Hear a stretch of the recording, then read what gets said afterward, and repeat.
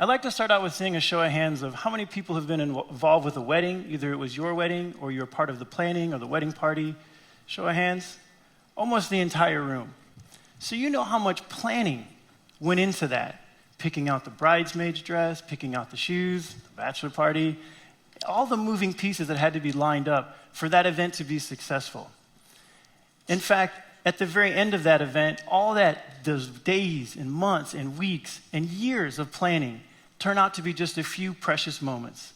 In fact, when those moments are over, it's almost like it didn't even happen, unless you got the bill.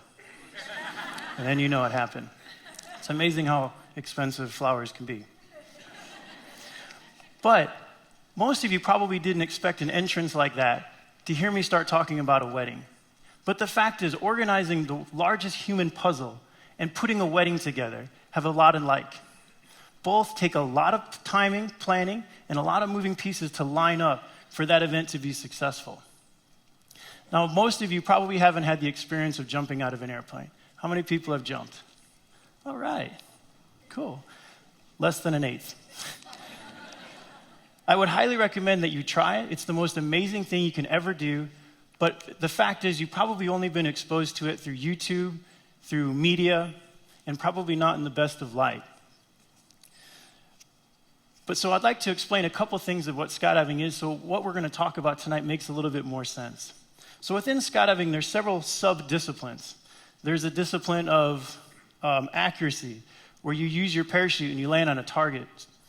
There's canopy relative work, where you use your parachute to make different formations in the sky. There's a discipline called RW, or relative work, where you fall in a traditional belly style, belly-to-earth orientation, falling at speeds of approximately 120 miles an hour. And lastly, there's a discipline called free flying, where we're upside down, vertical skydiving at an increased speed of 180 miles an hour. And it is within this discipline that I've spent most of my career. As you heard, somehow I must have forgotten to take the trash out, but when I was 4 years old, my parents threw me out of an airplane. I don't know why they did that. Maybe they were saying they're showing me what I'm going to do for the rest of my life. But flash forward to 2001, we were sitting in Florida with a group of people, and we thought it would be fun to try to assemble one of these human puzzles, see how many people we could get in this free fly discipline to link up in the sky and make the first world record. So that year in 2001, we were successful at building the first 18-person formation. And that doesn't seem like a lot of people, but you have to remember in skydiving, there's only 35,000 USPA members, or our association members. So for us, it was a huge victory. But beyond the success of that record, it lit something inside me, a passion inside me that says, man, this was really fun. It was fun to see the excitement on everybody's face, to work as a team, as one unit, to do some amazing things, to trust each other, and be able to excel. So the records all start out like a plan, like a wedding plan. We start out with a very crude drawing, and you'll see here, it starts out with like a sketch. This is the sketch we used for this past record in this past July. And it starts with a very center, core group of people. We call it a base. And then around that base, we build little loops and connectors. And until we repeat that process until we reach the desired number of people. For this instance, it was 164. Now, once the drawing goes from a crude sketch to a more refined diagram, it serves two purposes. It shows everybody where they're going to be, and it also is the diagram we submit to a panel of judges. When we do our vertical records, we have to tell them what we're going to do. We can't just get lucky. That would be really nice. But we have to submit what we're going to do prior to doing it. And it's important that we submit the correct formation, because if we go do a skydive and it isn't the correct formation, it won't be validated as a record. And in 2012, I made the wrong diagram. And we went up and we built 142 world record, what we thought, only to get down and see that the diagram didn't match the formation. And I can tell you with certainty, it is the most humbling thing to do, is to stand in front of a bunch of your peers and telling them that we weren't successful because the diagram was incorrect. So once we have our plan dialed in, we need the lift power and how we're going to get up to altitude and make these formations happen. And unfortunately, we can't fit into one airplane. That would require military-style aircraft that we just don't have access to.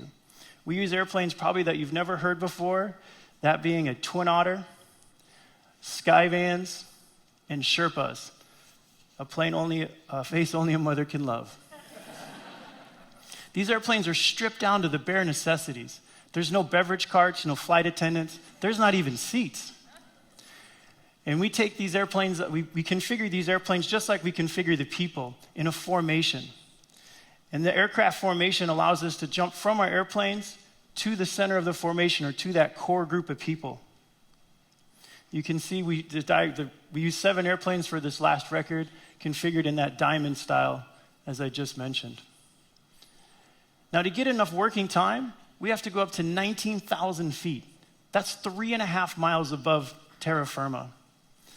That gives us 70 seconds of working time, barely enough time to make minute rice, barely enough time to pull your phone out and update your status on Facebook, barely enough time to take 7 aircrafts worth of people to jump out, to link up in the sky for a brief moment before we have to separate and open our parachutes. 19,000 feet, there's not even enough oxygen in the air to keep us conscious for very long. So we have to wear supplemental O2 on the ride up and saturate our bodies so when we jump out of the airplane, we don't risk the effects of hypoxia and in the end pass out. So once we have the aircraft formation dialed in, we're going to rehearse it like we would a wedding, like you would walk down the aisle hand in hand, making sure that you're in stride, making sure the event turns successful. The term that we use is called dirt diving. And what we're going to do is we're going to practice what we're going to do on the ground, what we're going to do in the air. And we mimic everything from standing in those 7 airplanes, ready, set, go. That core group of people move out into the yard, and we pick up on key references as we move towards the center of that formation, building it in a very methodical manner. You can imagine if we had 164 people running around, it would look like a traffic jam in Chicago around rush hour. And we all know what that's like. So now that we have the diagram, we have the airplanes, and we've rehearsed it, now we're going to need people to participate in these jumps. And Monster.com doesn't have a category for people who want to jump out of airplanes and do world records. It would be nice. So what do? We go and recruit people. We go around the globe and run tryouts. I can only imagine if you could run tryouts for a wedding, the kind of group that you could bring. You could filter out the uncle who drinks too much and hits on all the bridesmaids. No more would the drama queen be thinking it's her wedding.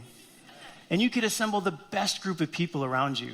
I'm in the very center of this group. And think if you were in the center of this group, the people that you would want to put around you, the best. So we test these people in 7 categories. Some of those categories are how well they jump out of the airplane, how well they get to the formation, how well they fly, and how safe they are. And we actually even give them a performance chart. And when they're done, it's just like being back in school, and they get scored on how well they do. Because we really want to filter out the people that are going to crush under the pressure and bring the best people possible to the attempts. So when the records start, it's like a big reunion. We've made it through the tryouts, we got an invite, and we're just happy to be here. Everybody's excited. We're going to go do something that's never been done before. But intermixed with all that excitement is a bit of nervousness because the danger is real. We're charting uncharted territories, and we're really not even sure the hurdles that we're going to face until they're up in front of us. So it's always important that we set 2 goals for our records.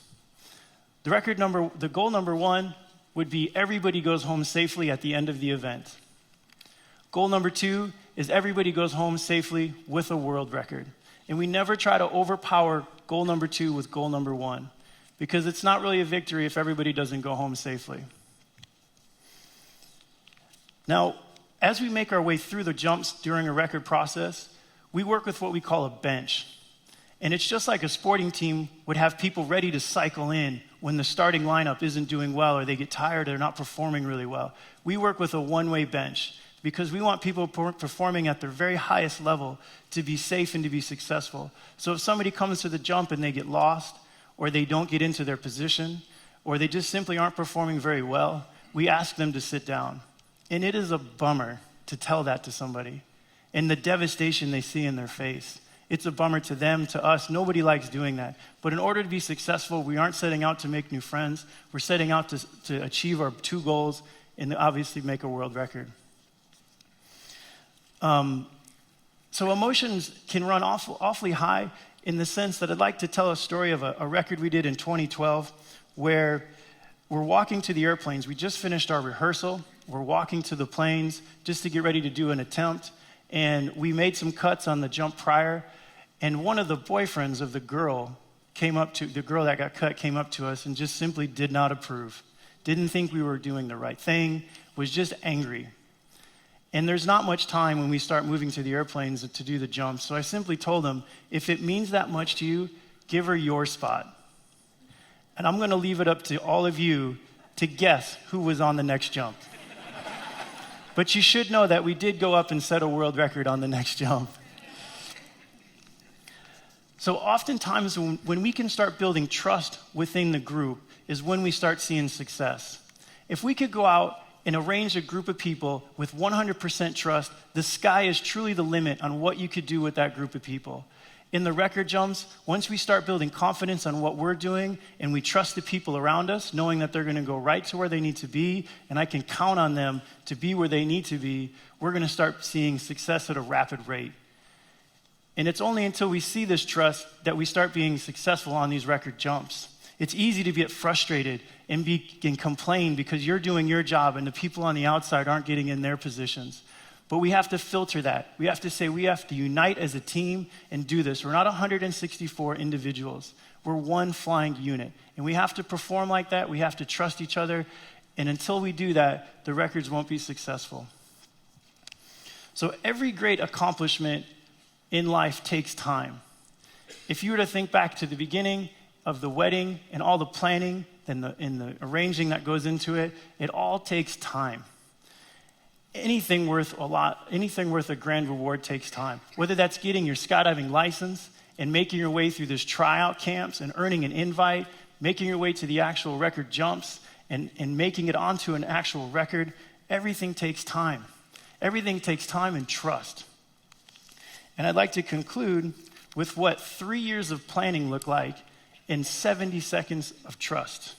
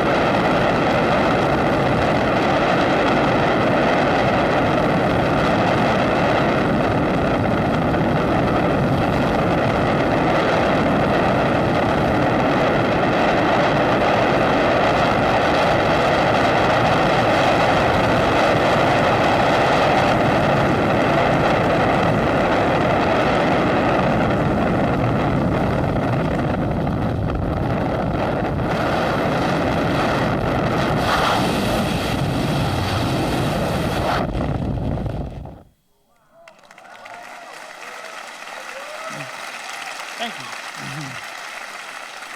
So I would like just to mention that record happened this past July, right down the street in Ottawa, Illinois, that 164 people. So as Arthur says, Chicago is no longer a flyover sport, a flyover city. It's a place to stop. So thank you.